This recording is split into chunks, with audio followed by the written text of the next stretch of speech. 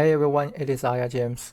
Chain Lightning has been buffed greatly in 1.1.1 and it opens up a good number of ways to play it. I made this Chain Lightning core build through the popular Frost Nova that I find most comfortable to play. It requires less brain power to run than the Thor Conjuration build, but it instantly deletes elites 30 levels higher before they can even react, staggers boss super fast, and nuke bosses in 30 seconds that are 30 levels higher. The build auto-aims and wipes enemies 360 degrees around you too, has infinite mana and 0 ultimate cooldown. If you are using the Thor Conjuration build, it only needs minimal gear and skill changes, as a lot of the synergies are shared. I'll cover the skill tree, gears, and the Paragon Board one by one in this video, and let's begin. First, a short recap for achieving infinite mana. The recharging aspect in the 1.1.1 makes it recover mana whenever the Chain Lightning bounces, instead of just bounces off you. With the Unbroken Tether aspect that make Chain Lightning bounce more, it is even easier to cast infinite Chain Lightnings. From my testing with the lowest 1.5 recharging, the Unbroken Tether, 25% crit chance, and 7% mana cost reduction, I have no trouble throwing unlimited Chain Lightnings, as long as I run around to collect the Crackling Energy, which recovers 12 mana. So don't forget to move around to get infinite mana through this finger muscle workout. The skill tree is very similar to the Thor Conjuration build. If you are using it, just move points from Hydra to Frost Nova and Hoarfrost, and you are good to go, and skip to the next section. For the full skill tree walkthrough, first, no basic skill is used, so put 2 points in whatever basic skill you like. Then put 5 ranks to Chain Lightning, as it is the main DPS skill. And make sure to use the destructive Chain Lightning. Don't use the greater Chain Lightning. I will lay out the reasoning in the next section. And skill points to Teleport and Frost Nova, and get vulnerable for Frost Nova. 1 point to Elemental Attunement is enough. Then Precision Magic for 15% lucky hit chance. Ice Blades for further vulnerable state and cooldown reductions. And Ice Blades in Enchantment to synergize with all cooldown skills, like instant 4 Ice Blades at the beginning of a boss fight, for 100% vulnerable uptime and 0 cooldown ultimate, and then Lightning Spear for stable stun. Conjuration Mastery for a 42% global damage boost, as we have on average 7 concurrent conjurations when the ultimate is active. Then Mana Shield for an extra 21% damage reduction, and Protection for 100% barrier uptime.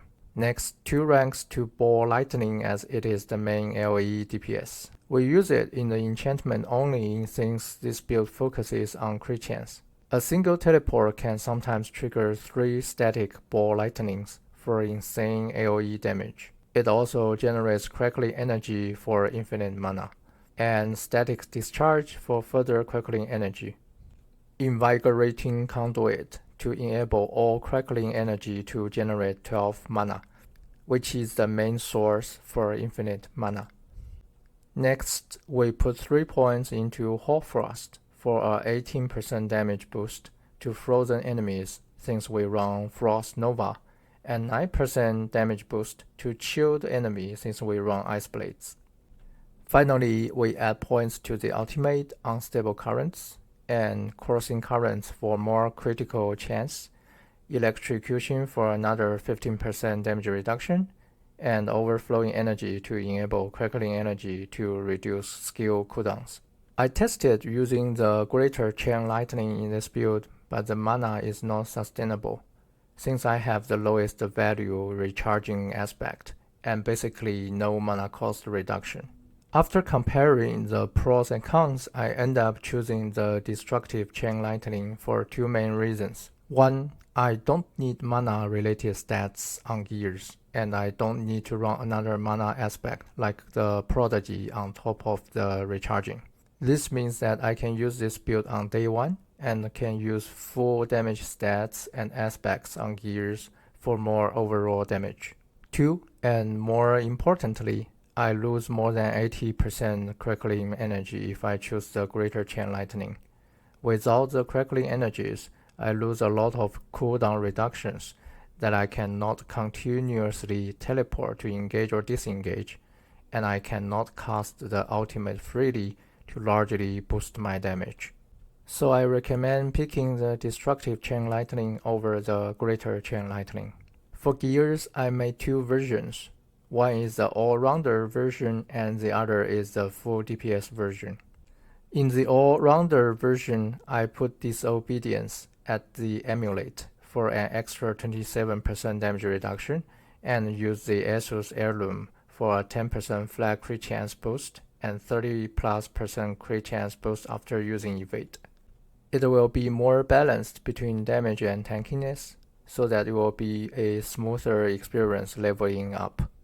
In the full DPS version, I put the Unbroken Tether at the Amulet and have one more offensive aspect, the Control aspect, for another 35% damage boost.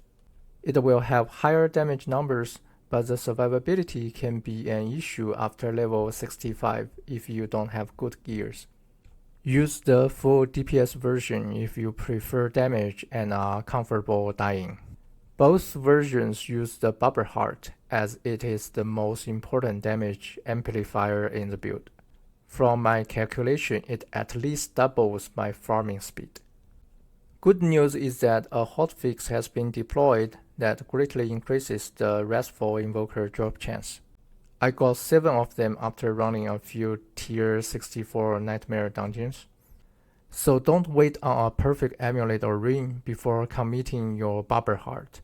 Use it on a decent one to double your farm speed first, and you may find another Bubble Heart before you find a better amulet or ring. Many people are also curious about what sequence is best for the Bubble Heart. From my research, the sweet spot is 3+ seconds. Check the pinned comment for the detailed reasonings. I will then quickly scan through each piece of gear and put the stat priority on the left side. The higher the stat is on the list, the higher priority it is. One important note is that I replaced the Control aspect with the Storm Whale aspect in this build because Frost Nova make all enemies vulnerable instantly. So it has 100% uptime for normal monsters, unstoppable monsters, and bosses, while the Control aspect only has uptime for stunned or frozen monsters and staggered bosses. Also check the full DPS version in the pinned comment for each gear if you are going with the other route.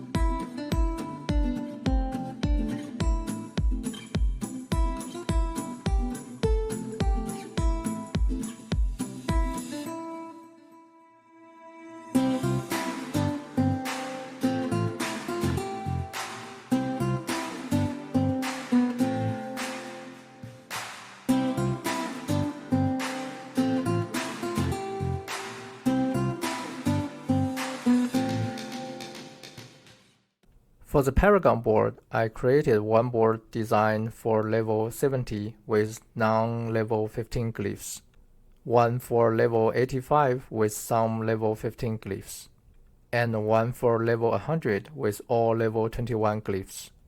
Use them according to your current status. The glyph upgrading order will be Destruction, Exploit, Control, Elementalist, Tactician, and Enchanter. Upgrade them one by one to level 15 first, and then upgrade them to level 21 following the same order. This build is pretty flexible in terms of combat style, where you can fight enemies both melee and ranged. On top of that, I have 2 tips that may help you further enjoy the build. First, cast the 2 conjurations, teleport then evade right after teleport. Use Frost Nova and spam Chain Lightning.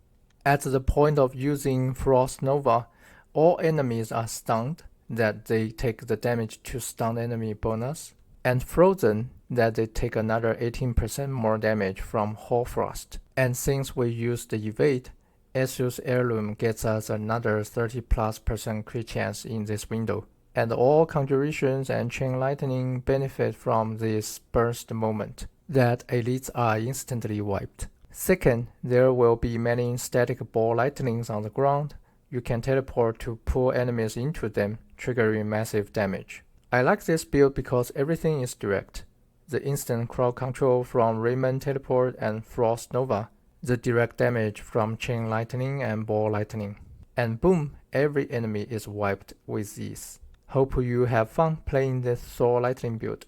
If you like the video, please consider sharing and subscribing for more min-max and fun sorcerer builds. Thank you for watching and see you next time.